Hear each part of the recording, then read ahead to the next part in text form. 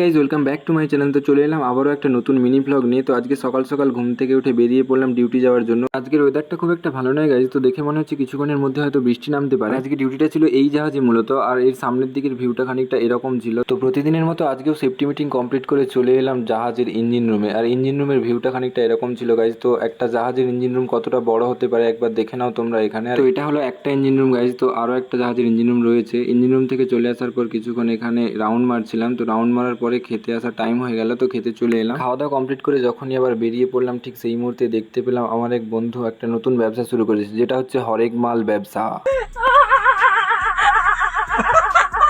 আজকে আমাদেরকে গাড়িয়ে করে ড্রপ করে দিল ডিউটিতে, আর এই যে ডান দিকে জাহাজটা দেখছো এটাতেই আমার ডিউটি ছিল আজকে। আর পৌঁছে গেলাম ডিউটিতে ফাইনালি আবারও। আর এই করতে করতে প্রায় চা খাওয়ার টাইম হয়ে গেল। আর এখানে লাইনটা দেখে মনে হচ্ছিল আমরা কি আজকে চা পাবো না গাইস, আমরা কি পাবো না চা তাহলে। তো চা খাওয়া শেষ করে আবারও চলে এলাম ডিউটিতে। আর ডিউটি থেকে যখন বাইরের দিকে বেরোলাম, তো বাইরের ওয়েদারটা বিকেলবেলা ঠিক এরকমই ছিল। তো চারিদিকে মেঘটা পুরোপুরি পরিপূর্ণ হয়েছিল, তো দেখে মনে হচ্ছিল হয়তো আর কিছুক্ষণের মধ্যেই বৃষ্টি নামতে পারে। আর দেখতে দেখতে আমাদেরও ছুটির সময় হয়ে গেল, তো আমরা চলে এলাম রুমে। থেকে সিদ্ধান্ত নেওয়া হলো আজকে একটু চিকেন হবে, তাই চলে এলাম মাংস কিনতে। আর মাংস নিয়ে চলে এলাম রুমে। আর এখানে মাংসের তরকারিটা তোমরা দেখতে পাচ্ছ গাইজ, কালারটা খুব সুন্দর হয়েছে। তো আজকে মাংসের সঙ্গে ছিল এই রুটি। আর আজকের মিনি ব্লগটা এখানেই শেষ করছি, তো টাটা গাইজ।